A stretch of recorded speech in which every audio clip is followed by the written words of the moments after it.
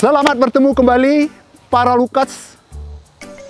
Kita akan berbicara sekarang mengenai dalam pot, tanaman buah di dalam pot. Kenapa kita harus bertabulam pot? Kita mengasumsikan hidup di perkotaan yang luas pekarangannya tidak lebih dari RSS.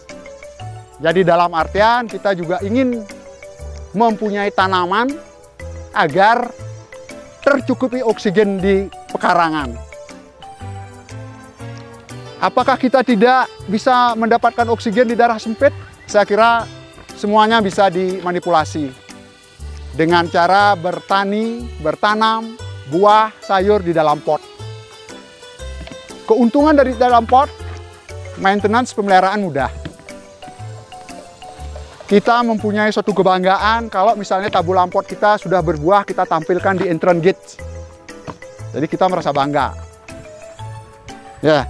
Nah, sekarang apakah kita hanya membeli media, membeli pot, membeli tanaman langsung ditanam tanpa pemeliharaan?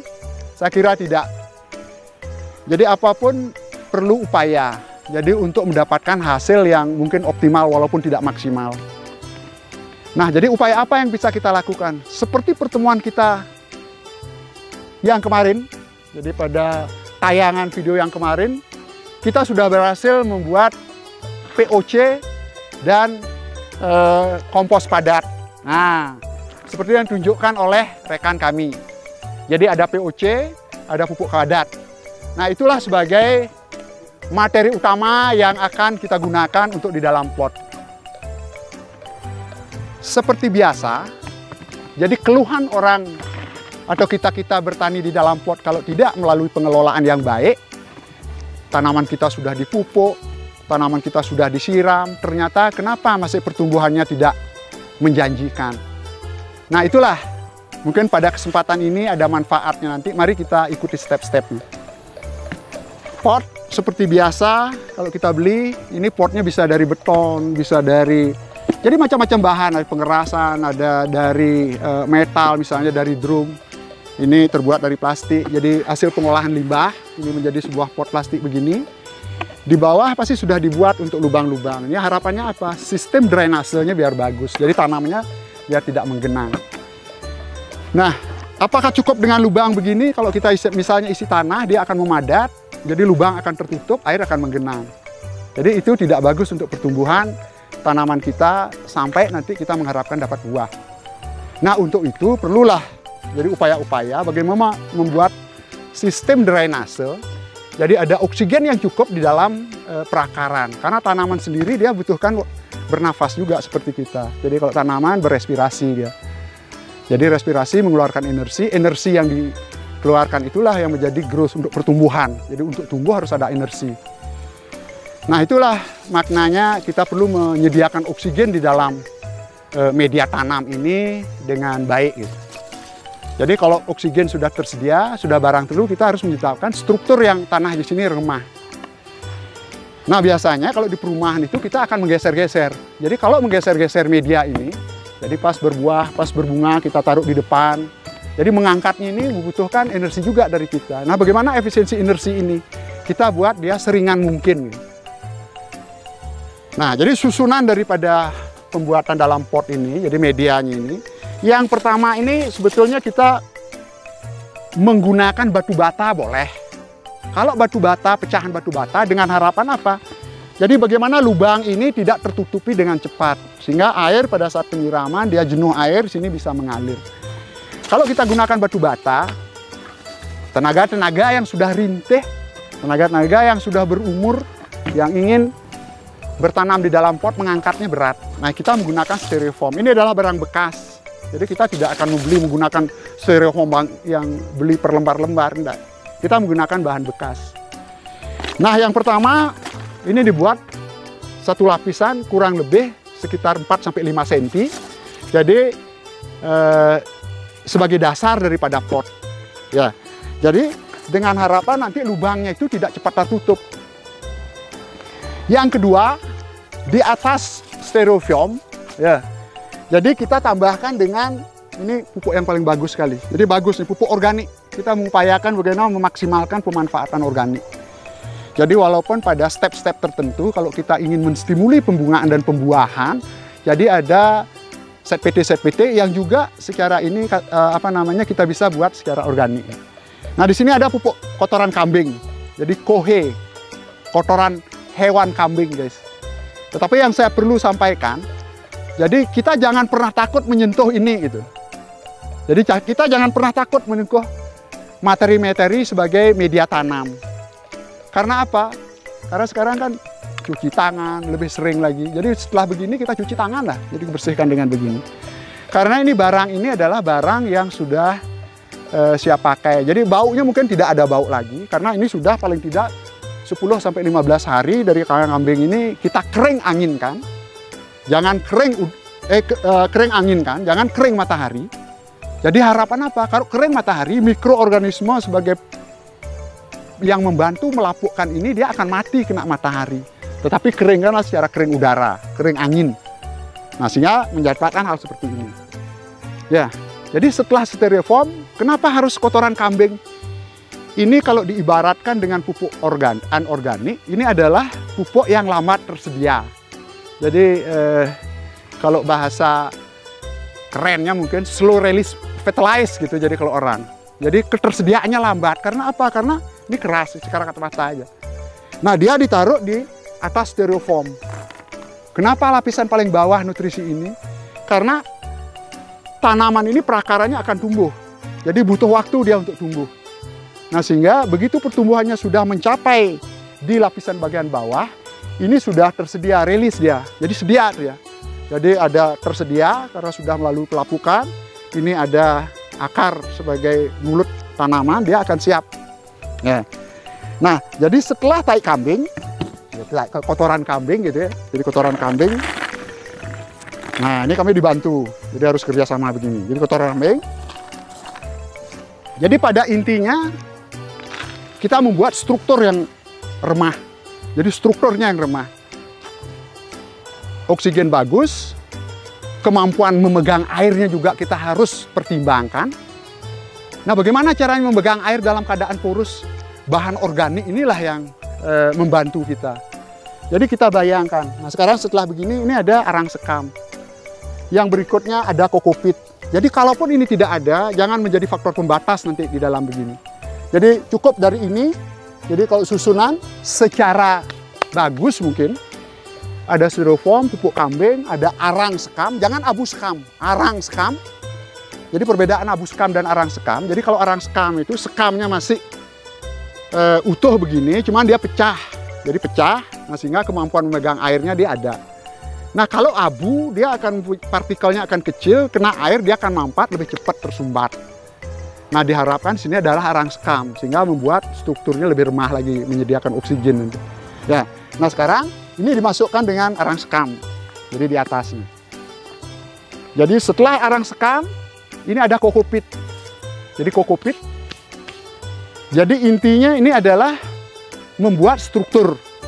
Di balik semuanya, di balik dia bisa memperbaiki struktur. Ini adalah kandungan kaliumnya tinggi dia. Jadi kandungan tinggi. Tetapi yang perlu digarisbawahi, kita jangan menggunakan kokopit yang baru kita ambil dari produsen. Karena kandungan lignin dan taninnya masih tinggi. Nah kalau lignin dan tanin tinggi, kena akar tertutup begini, akarnya tidak bisa mengabsorb. Ya, mengabsorb nutrisi makanan yang ada di bawah. Nah sehingga ini memerlukan treatment. Treatment apa? Sederhana, dicuci dia. Jadi kalaupun mencucinya apakah seperti mencuci kain, enggak, pakai karung, dia direndam di badan air, mungkin sekitar seminggu, kita angkat, tiriskan, menjadilah dia kokopit. Sehingga tanin dan ligninnya dia sudah mungkin terdegradasi, hilang gitu. Jadi walaupun ada, sangat sedikit. Nah setelah begini, minggu lalu, mudah-mudahan Lukas masih ingat, kita sudah membuat pupuk kompos dari serasah yang ada di halaman, membuat pupuk cair yang merupakan waste limbah daripada dapur. Nah, itu adalah modal utama untuk sebagai bahan pakan, jadi nutrisi dari tanaman. Nah, itu kita manfaatkan. Nah, sekarang setelah stereofoam, pupuk kambing, kotoran kambing, akhirnya setelah diisi arang sekam, diisikan kokopit. Nah, sekarang dicampurkan dengan produk kita yang kemarin kita buat. Mudah-mudahan Lucas masih ingat dengan apa yang sudah kita buat di tayangan sebelumnya. Nah, setelah semuanya ini tercampur, nah saya tunjukkan akan menjadilah media seperti ini dia. Jadi kita penuhi dengan pot. Jadi kita penuh pot. Kita sudah ready untuk menanam apapun yang ingin Lucas tanam. Mangga, jeruk, lemon, belimbing dan lain sebagainya. Nah, kebetulan kami akan mencoba di sini untuk menanam bibit lemon. Jadi yang penting juga menjadikan perhatian ya bagi kita. Kalau kita ingin mendapatkan bibit, ini bibit terbuat dari cangkokan.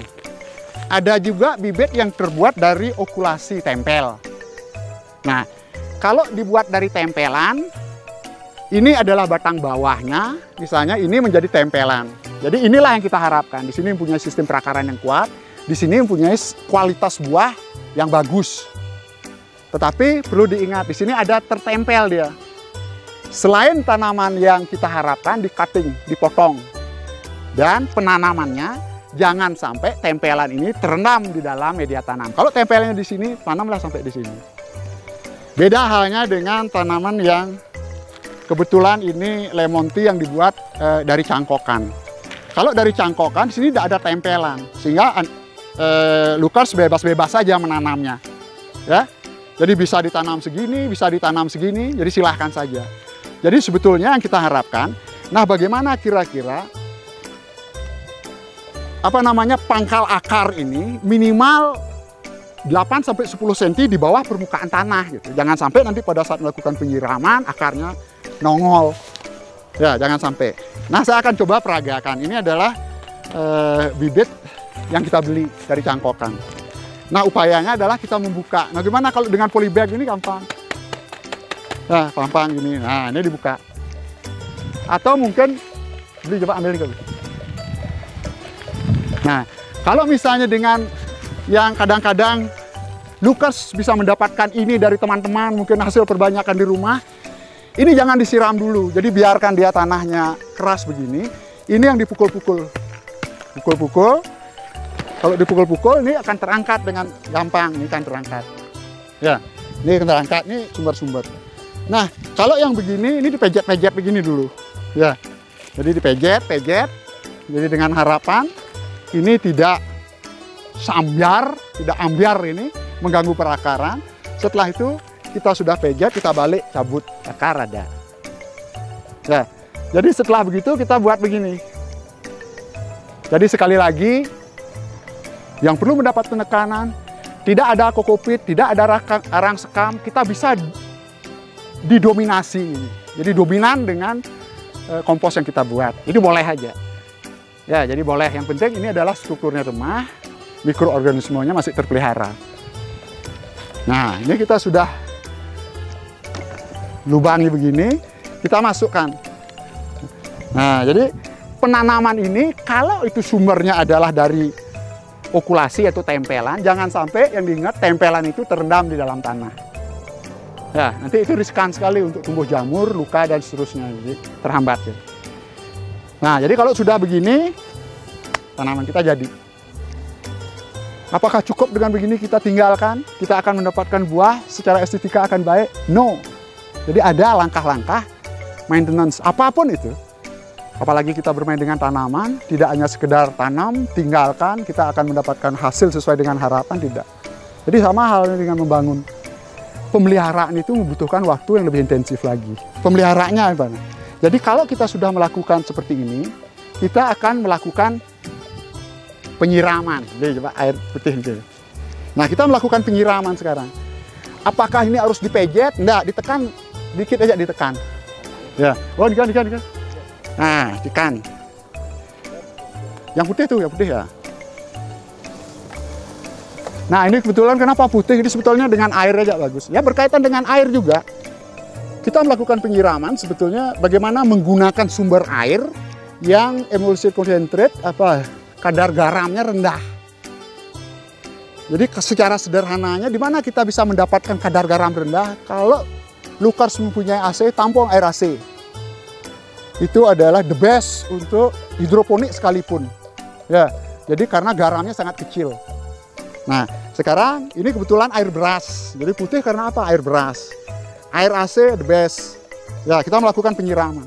Pada saat melakukan penyiraman kan PJ enggak. Dia akan mencari struktur tanahnya sendiri gitu. Jadi tetes. Nanti kalau medianya dia akan menetes di sini. Ya, jadi kita biarkan gini, pada akhirnya dia akan menetes. Jadi intinya tingkat penyiraman kita jangan sampai nanti ada menggenang. Nah, terkadang secara realitas yang saya lihat, kalau tabau lampot, ini biasanya orang menyiram dengan dengan selang. Selang itu dikocor dari kejauhan. Cut, akar kelihatan udah dikocor aja. Jadi sebetulnya teknik penyiraman yang bagus ini adalah begini, kita ambil gini atau kita ambil selang, ini dari pinggirnya begini. Ya. Jadi apakah ada kekhawatiran kalau dari pinggir nanti akar di dalam nggak kena? Jadi kalau sudah tanah atau media tanam itu menyatu, dia akan terimbibisi dia. Jadi ditaruh di sini akan tertarik di sini. Itu yang penyiraman yang bagus, jangan disemprot begini. Jadi volumenya mungkin volume tanah atau pupuk kandang yang akan kita gunakan di sini akan menjadi semakin berkurang. Ya. Jadi semakin berkurang. Nah, setelah begini tindakan selanjutnya apa? Kita melakukan penyiraman. Penyiraman, pemupukan. Pupuk berkaitan dengan pupuk kompos. Jadi media tanah ini. Jadi kapan kita melakukan penambahan? Di dalam proses pemeliharaan dan penumbuhan ini, kita hanya melihat secara kasat mata. Kalau ini sudah semakin berkurang, kita tambahkan dengan pupuk kompos yang kita buat. Nah, sekarang Lukers juga ingat, jadi kita sudah menghasilkan POC. Jadi pada tayangan kemarin, yang lalu kita mendapatkan POC. Nah, agar ini tidak terlalu banyak, kita memanfaatkan pupuk-pupuk anorganik. Jadi kalau orang menyebut kimia, mungkin kimianya itu harus ada statement kimia anorganik gitu. Jadi karena air pun kimia, jadi tanaman pun butuh kimia kan. Nah, sekarang kita menggunakan begini. Nah, bagaimana caranya? Kita sudah mempunyai pupuk organik cair. Kompos yang kita sudah hasilkan, kita sudah manfaatkan. Ya, supportlah tanaman itu dengan ini. Jadi apakah dikocor begini langsung? Enggak, hati-hati. Ya, kalau kita mengkocor begini, rasionya 1 sampai 15. 1 liter ini dengan 15 air dikocor ya. Jadi dikocor, jadi siramkan. Kalau kita ingin mengkocor, sebetulnya konsentrasinya itu harus lebih tinggi. Nah, tingginya berapa? 1 berbanding 15. Kocor. Kalau kita kontak dengan daun, ini konsentrasinya harus lebih kecil. 1/30 baru semprotkan. Bagaimana caranya memprotkan? Nah, kita ambil ada hand sprayer, semprot. Kita dari bawah. Jadi kalau kita mempunyai hand sprayer gendong mungkin, hand sprayer tapi gendong, usahakan nozzle-nya itu ke atas ya. Jadi ke atas sehingga daun ini menjadi kena, ini kena semprot dari bawah. Nah, kalau di sini sudah menetes, akan kena permukaan daun bagian atas di sini. Ya. Nah, jangan sampai ke atas. Kalau ke atas begini, ini akan kena begini, mengalir, bagian sini tidak akan kena. Nah, kalau daun itu, dia klorofilnya di sini lebih banyak. Jadi kalau dikasarkan, klorofil kalau kita adalah mulut-mulut daun itu ada di sini lebih banyak. Kasihlah mulutnya, biar kita lebih efisien pemanfaatan ini. Jadi kita semprot. Sebanyak berapa kita nyemprot, ya usahakan semua permukaan bagian daun ini sudah basah, cukup. Nah, sehingga nutrisi berasal dari ini dan berasal dari yang kita buat semuanya. Tidak perlu banyak input. Nah, tingkat selanjutnya, kita menunggu setelah melakukan pemupukan. Mungkin bisa dilakukan dengan menggunakan bahan organik begini karena kandungannya sangat kecil, unsur-unsur makro maupun mikro. Kita bisa semprot tanaman kita ini mungkin setiap 10 hari sekali. 10 hari sekali semprot. Nah, setelah ini tumbuh dengan baik, ini akan semakin membesar.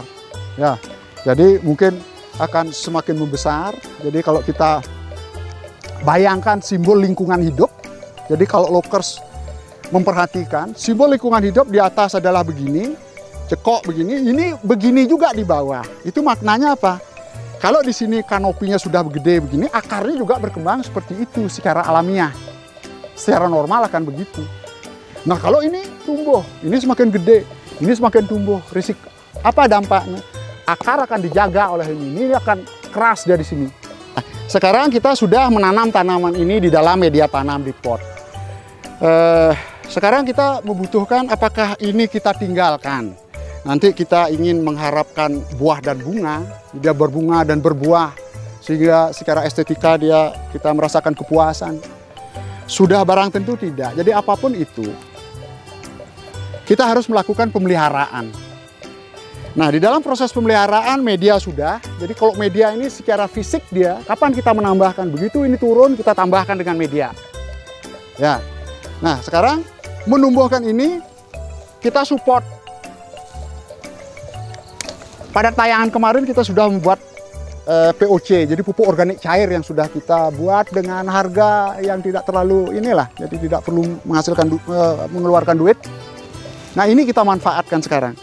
Nah, ini caranya bagaimana? Kita harus menumbuhkan ini, kasih dia nutrisi. Dari bawah sudah cukup, dari atas, karena ini makna organik, sebanyak apapun bahan organik yang kita berikan, asal waktu dan konsentrasi pemberian itu, jadi khususnya yang berkaitan dengan POC ini, jadi kita harus hati-hati. Ya, jadi kalau di bawah kapasitasnya mungkin semaksimal mungkin bisa dengan kompos, karena dia dibatasi oleh media. Nah, kalau ini dibatasi oleh konsentrasi. Di dalam hand sprayer mini yang 2 liter, sebetulnya kita campurkan dengan POC kita ini dengan rasio kalau disemprotkan konsentrasinya rendah, 1 ini 30 air. Nah, kalau ini 2 liter, mungkin dengan perhitungan kalkulator dan lain sebagainya akan mendapatkan sekitar 66 cc lah ini yang harus dicampurkan. Ini kurang lebih ini 66 cc. 66 cc kita tuangkan ke dalam 1 liter air. Kita kocok sedikit. Ya, dikocok sedikit jadi agar merata. Nah, sehingga ini juga kita berikan asupan kepada mulut daun. Jadi mulut tanaman itu ada lebih banyak di bawah permukaan daun. Jadi di bawah permukaan daun dibandingkan di atas. Ya, di sini mulutnya lebih banyak. Nah, untuk mempercepat proses, kasihlah mulutnya ini dia. Caranya bagaimana? Kita semprotkan. Jadi dari bagian bawah. Ya, dari bagian bawah sehingga nozzle diarahkan begini. Ini adalah jauh lebih bagus dibandingkan kita menyemprot dari atas itu. Jadi kalau dari bawah, nah kalau ini disemprotkan, ya, ini disemprot begini, ini akan ada tetesan, dia akan jatuh di bawah permukaan kena. Kalau kita akan semprotkan dari atas, ya, jadi kalau dari atas hanya permukaan di sini yang kena, di bawahnya tidak kena, sehingga lebih efektif kita menyemprotkan. Jadi mulutnya kena, di sini bagus. Ya, sekali lagi pemupukan dengan pupuk organik karena kandungannya kecil, ini bisa interval waktunya itu lebih dimepetkan. Misalnya kalau pemupukan dengan pupukan anorganik, itu mungkin setiap sebulan sekali, kalau gini mungkin dengan 10 hari sekali kita semprotkan tidak apa-apa. Yang penting konsentrasinya. Jadi jangan secara utuh diberikan begitu langsung begini, nanti tanamannya kasihan ya. Ya. Sekarang tanaman ini setelah mendapatkan pemeliharaan dengan baik, jadi niscaya pertumbuhannya akan cepat. Jadi banyak cabang, banyak daun yang keluar. Pada suatu saat, pertumbuhan ini akan sama dengan pertumbuhan di bawah. Jadi pertumbuhan ini bisa kita bendung, yang di bawah bisa kita bendung dengan cara memperlakukan bagaimana membongkar pot ini. Berat membongkar pot. Jadi intinya, nah bagaimana makanan itu bisa terserap dengan baik oleh akar tanaman itu. Nah sehingga tanaman itu cukup nutrisinya untuk mendukung pertumbuhan yang di atas. Jadi secara ini saya lihat di lapangan gitu, jadi orang-orang yang mempunyai tanaman pot begini, jadi tanamannya sudah besar, repotting, jadi repotting dalam artian mengganti pot gitu, itu sebetulnya secara rutin dilakukan. Sampai dengan misalnya kita mendapatkan pot dengan ukuran 60, diameter 60. Kalau ini ukurannya 60, 40. Jadi mungkin lebih 10 cm, 10 cm, jadi diameternya mungkin itu merupakan pot paten nanti yang bisa kita atur. Nah, apakah setelah kita membongkar pot ini, kita tidak melakukan peliharaan? Tetap. Jadi untuk menghindari pertumbuhan akar di bawah ini akan padat dia. Jadi kalau ada akan padat, dibatasi oleh media begini, dia akan nyesek akarnya di sini. Dia padat. Jadi bulk density, kepadatan akar itu meningkat. Nggak bagus bagi tanaman. Nah, bagaimana caranya bulk density-nya, kepadatan akar itu kita kurangi. Nah, bagaimana cara mengurangi? Inilah pemeliharaan. Yang penting begini. Jadi kalau di lapangan mungkin biasanya orang tidak rutin melakukan begini. Nah, para lookers, ya saya harapkan nanti dengan melihat ini kita mencoba nanti di rumah. Jadi mudah-mudahan ini membawa manfaat. Nah, sehingga apa yang menjadi sasaran untuk tabulam pot ini kita bisa mendapatkan hasil yang optimal. Nah, kalau ini tanamannya sudah besar, nah sekarang treatmentnya bagaimana? Kita akan melakukan pemotongan akar atau pruning di akar. Jadi sama halnya seperti yang sudah mungkin kita cermati secara bersama, di atas permukaan ini akan membesar. Dia saya bayangkan ini akan bisa membesar seperti ini dan bahkan besar begini. Akarnya secara alamiah dia juga akan begitu gitu. Makanya dipotong. Contohnya apa? Kalau di sini saya potong, ya. Nah, kalau di sini misalnya saya potong begini, kita lihat secara bersama. Tunggu beberapa saat, mungkin sekitar 20 hari. Di sini akan keluar cabang banyak, cabang sekundernya akan banyak. Demikian juga akar gitu. Jadi akar dipotong, ini akan tambah juga akar adventif, akar-akar baru. Nah, sedangkan sistem perakaran, jadi kita tidak membutuhkan akar yang banyak di sini, tapi kita membutuhkan akar yang banyak di ujung. Karena apa? Karena kalau kita bayangkan nih panjangnya akar ini adalah 20 cm, tidak sepanjang 20 cm ini mengabsorb, menyerap nutrisi dia. Tetapi hanya sebagian kecil dari tudung akar ini, jadi di belakang dari tudung akar ini ada bulu-bulu akar. Bulu-bulu akarnya inilah yang mengabsorb. Nah, sekarang bagaimana kita agar ini mendapat makanan yang bagus, kita perbanyak bulu akar. Caranya bagaimana? Kita potong akar. Bagaimana caranya potong akar? Nah, gini. Jadi kalau ini diangkat, berat sekali. Jadi mungkin sekitar, kalau potnya diameternya 60, kita mungkin sekitar 5-8 cm dari pinggir ini, kita potong. Jadi akar ini, nah, tanahnya ini diangkat. Nah, sehingga di dalam proses penghilangan ini, akan ada akar yang terpotong dengan alat yang tumpul. Ya, risikonya terpotongnya akar dengan alat yang tumpul ini apa? Ada kalanya pecah ya. Jadi kalau pecah, permukaan ini, pecahan ini akan merangsang pertumbuhan jamur. Bagaimana kita meminimais? Kita gunting. Jadi gunting dia akan cut, ya. Jadi kita akan tingkat lukanya ini akan lebih kecil gitu.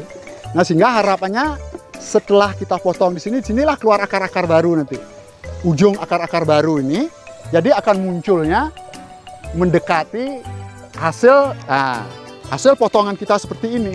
Ya, hasil potongan ini. Ini kita gunting akarnya. Nah, gunting gini. Sehingga kelihatan nanti akan bersih dia.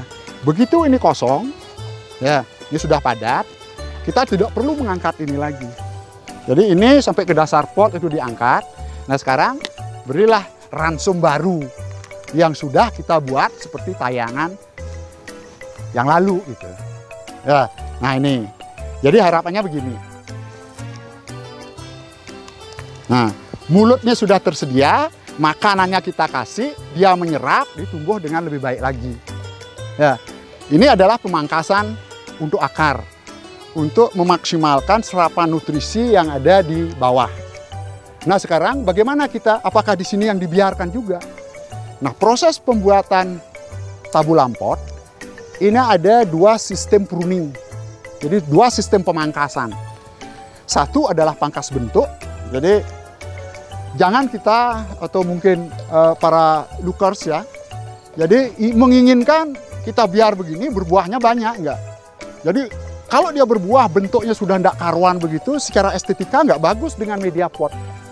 Nah, media potnya kita buat cantik, ininya kita buat relatif lebih rapi, ininya juga kita bentuk gitu. Dibentuk dulu. Bentuknya bagaimana? Bukan menarik-menarik begini gitu. Jadi estetika nggak kelihatan. Pangkas bentuk dia. pangkas bentuknya bagaimana? Misalnya gini, ini terlalu tinggi. Kita ingin misalnya, nah kayak orang bermain bonsai, kita bentuk apa? Nah misalnya di sini, ini terlalu tinggi begini. Saya nggak senang punya tanaman pot buahnya tinggi. Jadi kalau tinggi resikonya di sini keluar bunga, dia akan begini. Nanti kita butuh hajar megang begini, di mana? Estetikanya udah hilang. Makanya sebelum membuahkan ini kita pangkas ya, pangkas. Jadi kita tidak perlu, ini pangkas bentuk.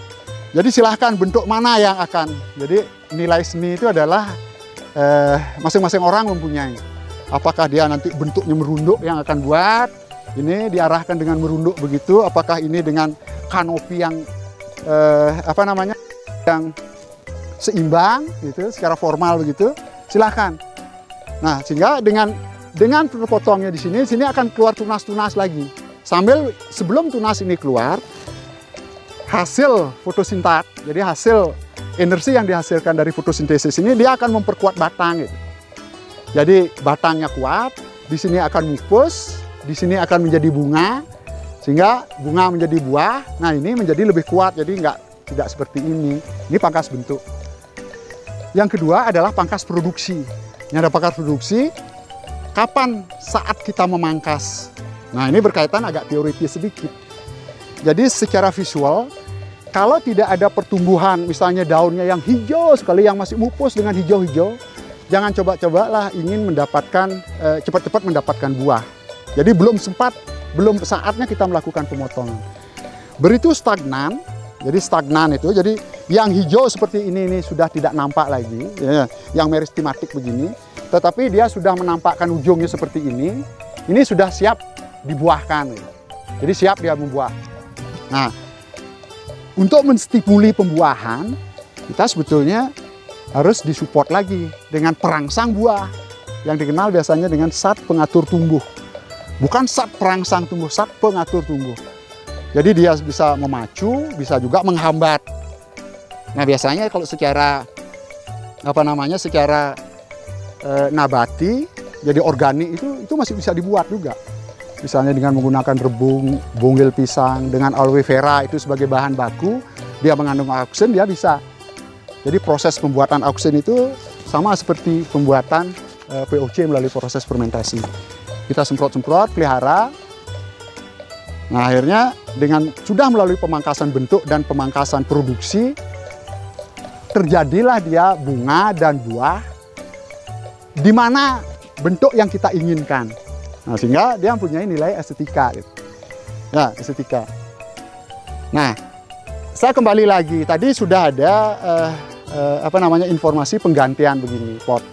Ya, tetapi kalau tanaman ini dia misalnya mempunyai diameter batang mungkin sampai dengan 10 cm, itu diameter 10 cm begini, sehingga pot yang seperti ini sudah harus diganti.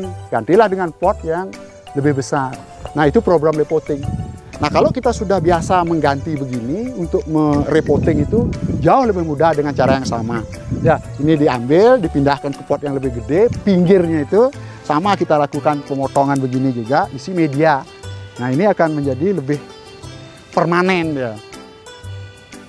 Nah, mungkin itu permasalahan dari tabulam pot, sebetulnya maintenance ini. Nah, sehingga keluhan-keluhan para jadi para pencinta yang begini ini, kalau tanpa maintenance begini, kita melakukan pemupukan dengan pemupukan anorganik sekalipun, kenapa enggak gitu? Karena akarnya sudah padat gitu. Kalau kita melakukan penyiraman, akar tidak akan mungkin keluar dari sini dia hanyut, dia terdrainase segini enggak. Yang terdrainase apa? Yang partikel-partikel yang kecil begini kita melakukan nyiram, sehingga tanahnya ini semakin hilang dia media. Hanya akar yang di sini. Mulut ada, bahan makan tidak ada, bagaimana ini bisa sehat? Jadi konsepnya adalah bagaimana kita memberikan makan secara rutin, kita pelihara dengan ini. Nah mungkin itu menjadi poin dari tabulam pot, yang sebetulnya bisa diduplikasi untuk jenis tanaman-tanaman yang lebih gampang lagi, tanaman hortikultura sayur. Jadi jauh lebih gampang lagi. Nah mungkin itu para lookers yang bisa saya sampaikan pada kesempatan ini. Mudah-mudahan kita mau mencoba dan mencoba, nah sehingga rasa kasih dan cinta kepada tanaman merupakan senjata pamungkas di masa depan. Itu niscaya akan bisa kita pelihara. Nah, mungkin itu yang bisa kita sampaikan. Sampai ketemu di tayangan berikutnya.